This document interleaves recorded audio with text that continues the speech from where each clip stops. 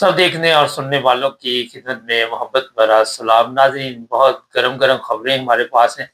इस वक़्त अमेरिका से नदीम भट्ट साहब हमारे साथ हैं।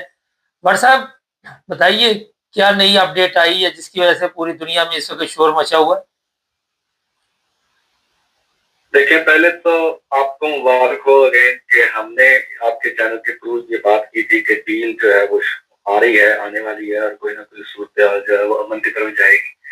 और अल्हम्दुलिल्लाह बड़ी कहलें तरद्दुद के बाद या पिछले कई दिनों की एफर्ट के बाद जो भी करने वाले हैं, उन्होंने मेहनत की है, उनका भी सबका शुक्रिया। ये एक अच्छी खबर आई है, तो जो अच्छी खबर आई है उसको ज़ाहिर है सेलिब्रेट भी करना चाहिए और काम करने वालों का शुक्रिया भी अदा करना चाहिए। कई लोगों के लिए, बहुत सारे लोगों के लिए रिलीफ की बात है कि एक तो वो स्ट्रेट ऑफ हॉर्मुज़ जो है वो खुल गई है पूरी तरह से। हर किस्म की जो ट्रैफिक है वहाँ से आ जा सकती है, हर किस्म के जहाज। ये मुल्क का है या ये मुल्क का है, ये इस तरह का है, तो उस तरह का, अब वो रिस्ट्रिक्शन कोई नहीं है। जी। एक तो ये बात, उसकी वजह से अचानक जो है ना ऑयल प्राइसेस पे एकदम जो है वो कमी देखने में आ रही है मार्केट में। $100 से जो है ना वो आ गया है नीचे, 85 पे आ गया एकदम रेट। 85 वो पे आ भी गया। अब जी। होपफुली, हाँ, वो भी उससे अब से भी नीचे, ये घंटा पहले की खबर थी। तो अब 81 है, तो पहले जो है वो 60 प्लस थी कीमत ये जंग से पहले। तो उम्मीद की जा रही है कि उसके पास-पास जो है ना अगर 65 या 70 के बीच शायद आ जाए। जी। तो ये एक बहुत अच्छी बात है। आपको पता है कि पीछे पाकिस्तान में भी पिछले जब से ये तकरीबन जंग शुरू हुई है, उनकी पाकिस्तान में बिजली की बहुत ज़्यादा कमी देखने में आ रही है। बिल्कुल। रातों को बिजली गायब, ये वो लोग तो बड़े परेशान हो गए और कल वो उनके जो महकमे के वज़ीर साहब हैं, लगारी साहब, उन्होंने प्रेस कॉन्फ्रेंस करके ये स्पेशल कहा कि जी हम कोशिश कर रहे हैं, हमें वो सप्लाई नहीं आ रही गैस की, तेल की, तो इस वजह से तो हम रात के वक़्त जो है वो सिर्फ करेंगे, लोड शेडिंग दिन के वक़्त नहीं करेंगे। तो लोग परेशान हो रहे थे कि रात को सोने के दिन है तो वो कैसे सोएंगे लोग। एनीवेज, तो ये एक अच्छी खबर है सबके लिए जो भी इससे मुतासर हो रहे हैं अभी और या आइंदा होने का जिनको खदशा था। तो ये एक बहुत अच्छी 2 खबरें आई हैं। तो अच्छा सर, ट्रम्प साहब बड़ी तारीफ करनी शुरू कर दी उन्होंने ईरानी कौम की कि बहुत फाइटर हैं ये, और ये अचानक पेंटा बदल गया, क्या हुआ? अब आपको सारा पता ही है कि शुरू दिन से ही जो है ना ये पूरी लंबी जंग के लिए यहाँ से कोई भी नहीं गया था। ये फौजी भी जो है सवाल करने लग पड़े थे अपनी हुकूमत से कि आप हमें जो है ना किस चक्कर में हमें जो है ना इतनी दूर भेज रहे हैं और वहाँ पे मकसद क्या है। तो किसी को मकसद क्लियर नहीं था कि भाई उनका एक्चुअली प्रोग्राम मकसद है, उनका क्या मसला है, उनके साथ हमारा कोई डायरेक्ट इशू कोई नहीं है। तो अचानक से ये काम शुरू हुआ और अचानक से ये सारे उनको जाना पड़ गया। फिर ये हुआ जब कि भाई 3-4 दिन का काम है तो 3 हफ्ते, 4 हफ्ते, 500 तो ये 1.5 महीना हो गया। तो हम ये लटके हुए हैं तो इसको क्या करें? खर्चा बहुत हो रहा था, गैस प्राइसेस हर जगह से बढ़ रही थी।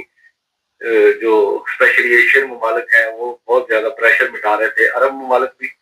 और एक चीज़ मैंने भी आपको गुज़ारिश की थी कि ये जो इंटरनेशनल जो भी है ना इकोनॉमी, उसका जो पूरा जिन है उसका एक तोता मिडल ईस्ट के जो रिसोर्सेज है ऑयल एंड गैस के, आपको याद है ये बात हमने की थी कि उसका एक तोता उधर है, तो वो ज्यादा देर नहीं निकाल सकता ऐसे ही इन्हीं हालात में। वो पूरी इंटरनेशनल इकोनॉमी जो भी उनके तेल से जिनको पैसा जाता है वो सारे परेशान हो जाएंगे और ये थोड़े दिन और निकाल, ये ईरान को भी अच्छी तरीके से पता था। अब ये बात चल रही थी कि लेबनान का कोई इशू किसी तरफ लगे तो फिर ईरान जो है वो सुलह करेगा। और आपको पता है कल ऐलान किया गया था लेबनान की सिचुएशन का, 10 दिन की वहाँ पे फायरबंदी का ऐलान हुआ था। जी। आई बिलीव कल यहाँ पे अमेरिका में शाम के वक्त जो है वो ट्रम्प साहब का ऐलान आया था कि वहाँ पे मैंने करा दी है और मैंने इतनी जगह बंद कराई हैं। तो ठीक है उसकी बात किसी हद तक, लेकिन यार तो कहेंगे कि जी शुरू कराने में भी आपके पास जगह पे हाथ है, तो ये सवाल भी हो रहा है। लेकिन ये कि वो लेबनान का मसला पिछले प्रोग्राम में भी हमने डिस्कस किया। बिल्कुल। अच्छा बार साहब, उस वजह से लटका हुआ है। बिल्कुल, एक अहम चीज जो इस वक्त वो ये है कि इटली की जो वजीर आजम खतून है, उसने कहा जी हम ईरान के साथ बकायदा तजारत बढ़ाएंगे और वहां से ऑयल वगैरह खरीदेंगे। हमें सस्ता पड़ेगा। और इसराइल के साथ उन्होंने कहा जी हम अपने तल्लुकात ख़त्म कर रहे हैं हर किस्म के। इस जंग में अभी तक के हालात के मुताबिक अगर बात की जाए तो इसराइल से भी तमाम जो बड़े मुल्क हैं वो दूर हो गए और अमेरिका से भी दूर हो गए।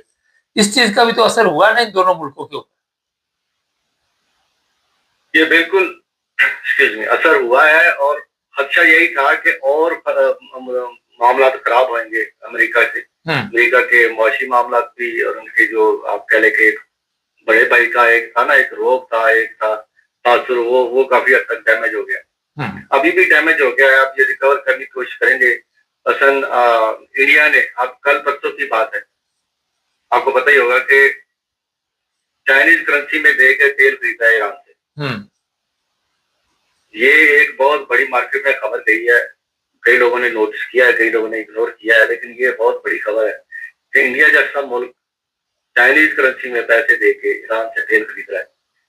ये एक किस्म का दरवाजा खुलता है ना फिर इस तरह डी डॉलराइजेशन की तरफ लोग इसी तरह जाते हैं फिर मार्केट। तो ये भी मार्केट के लिए बड़ा झटका था कि इसका क्या करें, क्योंकि अब इंडिया ने आज खरीदा है, कल को पाकिस्तान भी खरीदेगा। लोगों के पास चाइनीज के साथ उनका कारोबार है, उनका चाइनीज करेंसी कुछ पड़ी है, कुछ नहीं पड़ी, तो वो ले लेंगे, उनके कोई टोकन ले लेंगे, उनके पास कोई मसला ही कोई नहीं, क्योंकि कल को उन्होंने चाइना के साथ डायरेक्ट कारोबार में उसको फायदा होगा। तो ये बड़ी एक अपना प्रॉब्लम हो रही थी इंटरनेशनल जो इकोनॉमिस्ट है या जिनके पास ये सरमायादारी है वो उनके लिए। तो इसके लिए भी दूसरा ये है कि ये अब अरब मुल्क जो है ना, जो डिपेंड कर रहे थे अमेरिका की सिक्योरिटी पे, उनके अंदर भी ये बड़ी तिलमिलाहट आ गई है कि वो तो हमें कर नहीं सके जिस तरह से उनका हम सोच रहे थे कि हमें डिफेंड करेंगे। हमारे पास तो अपने पास तो हमने उस तरह के मिसाइल नहीं बनाए, उस तरह की फौज नहीं बनाई, और इन पे तकिया था, तो ये तकिए के में से गुब्बारा था, तो हवा निकल गई था। अब नाव वो भी अब कर रहे हैं, उसको रीबैलेंस करेंगे, यकीनन रीशेप करेंगे अपने डिफेंस को। इसलिए तो पाकिस्तान ने उधर अपने भेजे है फौजी और हथियारे, दमाम में जाके डेरा लगाया उन्होंने। ये सारा कतर भी सुना है कि जा रहा है पाकिस्तान के साथ, शायद कोई ना कोई इस तरह के रास्ते चल रहे हैं, उनके बातचीत चल रही है। यूएई का बड़ा मसला चल रहा था, सुना है कि वो भी अब पाकिस्तान के साथ जो है वो टेढ़ा होने के बाद थोड़ा सा सीधा होने की कोशिश कर रहे हैं कि यार जो भी कहें, हम पाकिस्तान की एक वर्क तो है, उन्होंने इतना बड़ा जो है काम कराया है, ये उसका सारा उनको कोई ना कोई चले इनाम या उसको मिलेगा इस तरीके से। अच्छा, आपने इसराइल की बात की अभी जी, आपको पता ही याद होगा, ख्वाजा असद साहब ने ट्वीट किया था उस दिन जिस दिन ये बिल्कुल वो डिलीट कर दिया बाद में, वहां से निकले थे जी।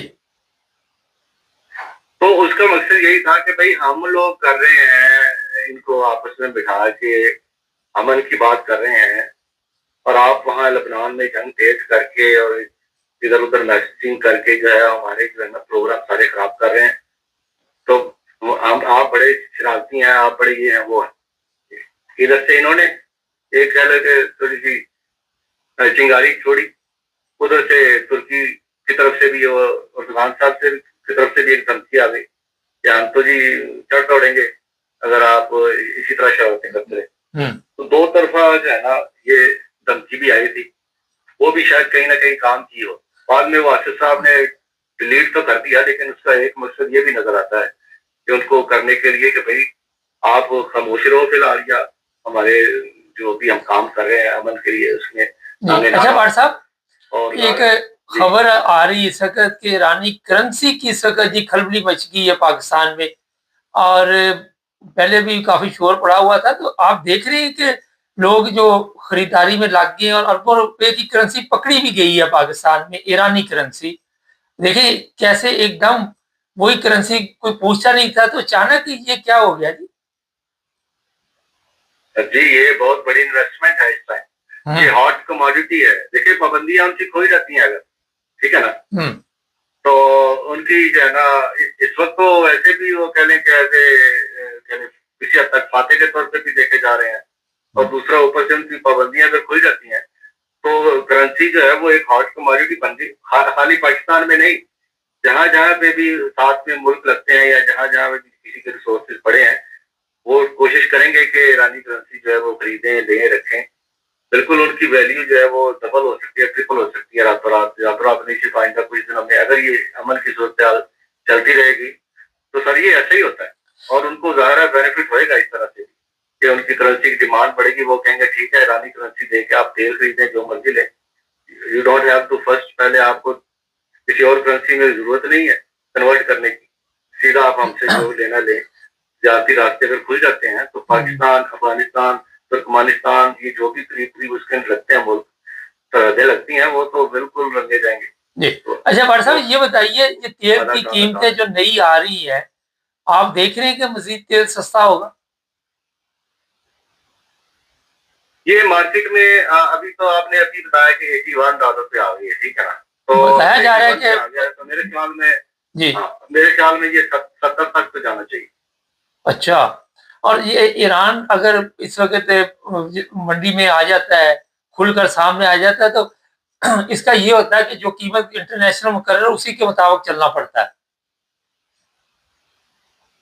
जी जी है तो ऐसे ही, लेकिन ये होता है कि फिर वो इंटरनेशनल मार्केट में जो है ना सप्लाई अगर पहले अच्छी चल रही हो तो वो ऑटोमेटिकली नीचे को आती है कीमत, तो मार्केट में उनका तेल पहले नहीं आ रहा था खुल के, अच्छा अब उनका भी सप्लाई शुरू हो जाएगी, बिल्कुल तो लाजमी बात है। मतलब पहले अगर जंग से पहले अगर 63 था 65 था, ठीक है ना, तो इवेंचुअली तो वहां उसके करीब करीब तो आना चाहिए बाय नेचर, एक नेचुरली आना चाहिए। अच्छा भाट साहब मुझसे जवाब दीजिएगा फिर लंबा हो जाता है प्रोग्राम। अगर फर्ज करे कोई ऐसे मायदे होते हैं तो ईरान में भी बिजनेस के लिए लोगों के लिए अच्छे मौके मिल सकते हैं। बिल्कुल जिनके वो हो सकते हैं वो जरूर कोशिश करेंगे, खास तौर पे तेल और गैस की फील्ड में तो वो बहुत सारे लोग उधर प्लेयर्स हैं वो शिफ्ट करेंगे अपना रुख करेंगे। जी अच्छा एक और कंस्ट्रक्शन वगैरह भी जो दवाई के बाद दोबारा से वो भी मतलब ये कि हमारा काम निकलने वाला है, मजदूर तबका तैयार हो जाए। मजदूर तबका हमारा सीमेंट जो है ना वो बहुत स्ट्रांग है उसमें, और ज़्यादा ऑयल एंड गैस हमें जरूरत है, वो उनके जो बलूचिस्तान से ऑलरेडी थोड़ा बहुत उनका आता है वो और रास्ता खुल जाएगा। अच्छा भाट साहब यहाँ पे बलूचिस्तान का जिक्र आपने किया, जिस दिन से जंग हुई हमारे मुल्क में कोई दहशतगर्दी का वाकया नहीं पेश आया। हमारे मुल्क में वो अफगानिस्तान के साथ शुरू दिनों में हुआ था, लेकिन वो चाइना ने बीच में बैठे उन्होंने खाया दोनों मुल्कों को, आपको पता ही होगा, याद ही होगा, जब उन्होंने दोनों को बुलाया वजीर खारजा खान साहब उधर गए थे, उन्होंने अफगानिस्तान के साथ बैठ के थोड़ी बहुत वो सेटिंग वगैरह ठीक की। और दूसरा ये है कि ज़ाहिर है अमेरिका का जब आया मैसेज पाकिस्तान को कि भाई आप हमारे मीडिएट करें, किसी तरीके से फैसिलिटेट करें, तो ज़ाहिर है पाकिस्तान ने भी कहा कि हम तब तक नहीं कर सकते जब तक हमें अंदर से हमें स्कूल ना हो। तो तरीके इंसाफ क्या और बाकी सारी आपको पता है वो उनका 9 तारीख को था प्रोग्राम, वो सारा उन्होंने पोस्टपोन किया। ये सारा अंडरस्टैंडिंग हो रही है और कुछ हुई है अंदर बाहर, इस वजह से चीजें चल रही है। अच्छा एक और चीज बताइए कि अगर अमेरिका की इस जो पोजीशन देखी जा रही है, मुझे आज ये भी इतला मिली कि शाम से अमेरिकन फौजी जो है मुकम्मल तौर पर वहां से जा रहे हैं, जो आखिरी दस्ते रह गए वो भी 1-2 दिन में निकल जाएंगे। तो ये जो अरब ममालिक हैं यहाँ पे आने वाले दिनों में कुछ सुकून देखते हैं या फिर इसराइल कोई ना कोई कार्रवाई डालता रहेगा, हफ्ते 15 दिन बाद कोई ना कोई ठोका ठोकी चलती रहेगी। ये देखें पिछली प्रोग्राम में भी अर्ज की थी कि तुर्की की तरफ जाना, शाम में देखें शाम की तरफ जो तुर्की की तरफ सरहद लगती है शाम में वहाँ तुर्की का डेरा है, और जो इसराइल की तरफ शाम की सरहद लगती है वहाँ उनका इसराइल का डेरा है। ये दरमियान में एक जगह पे रूस ने बेस बनाई हुई थी, दरमियान में एक जगह पे अमेरिका ने भी बनाई हुई थी। जी अमेरिका खाली कर रहा है, ठीक है ना, उसका एक फायदा तो ये है कि शाम को जो है ना वो अपने फैसले शायद काफी हद तक खुद करे, लेकिन दूसरा उसमें खतरा है, खतरा यही है कि अमेरिका के निकल जाने से ये जो है ना अब मैदान खुला है जिसने शरारत करनी है, और इसराइल के लिए एक मौका है अगर उसने शरारत, और वो ज़ाहिर है मैंने भी दूसरे भी लोग यही बताते हैं कि जिस तरह के उन्होंने वो उनका माइंड सेट है, जिस तरह के उन्होंने वादे किए हैं अपनी अवाम के साथ या वो जो है वो जरूर कोई ना कोई शरारत मोस्ट चलती रहेगी, कोई ना कोई तो नहीं करना चाहिए, लेकिन ये है कि चांसेस है बहुत ज्यादा। बहुत शुक्रिया भाट साहब आपका। चलो थैंक यू। अच्छा जी ये आपको बता दें कि ईरान अगर वहाँ कोई पाबंदियाँ उठती हैं, तो मैंने कई दफ़ा बताया कि मैंने तो देखा हुआ है वो इलाका, ख़ैर बहुत पहले भी, एक ज़बरदस्त वहाँ पे अगर कोई ज़िंदगी गुज़ारना चाहे, मौसम, खुराक, लोग बड़े अच्छे हैं, बड़ी मोहब्बत करने वाले, और वहाँ पे तजारती सिस्टम काफ़ी बेहतर चल सकता है। हमारे कई पाकिस्तानी वहाँ पे मिले थे जिन्होंने शादियाँ भी की। तो आइंदा आने वाले दिनों में हो सकता है कि पाकिस्तानी की मौजें लग जाएँ, क्योंकि गरीब मुल्क को यही होता है कहीं बाहर निकल जाए, कोई चक्कर चुक्कर चले, कोई रोटी-रोज़ी का सिलसिला चलता रहे। लेकिन यहाँ पे ट्रम्प साहब की एक शिकस्त हुई है और वो जो मर्ज़ी करते रहे, उनको भी पता चल गया था कि अब हम इनका मुकाबला नहीं कर पाएँगे। चाइना ने बड़ा रोल अदा किया इसमें, जंग में, और ट्रम्प साहब के कहने पे ये जंग बंद हुई। बाकी दौड़-भज उन्हीं के कहने पे हो रही थी, और नंबर गेम फिर पता ही है आपको, पाकिस्तानी हमारे वो तो ऐसे शुरू हो जाते जैसे बहुत बड़ा काम हुआ है। जो पीछे से साहब बहादुर ने ऑर्डर दिया, अपने चेलों को, वो चेले जहाज़ लेके भाग दौड़ कर रहे थे। चैनल को सब्सक्राइब करें, जुड़े रहें।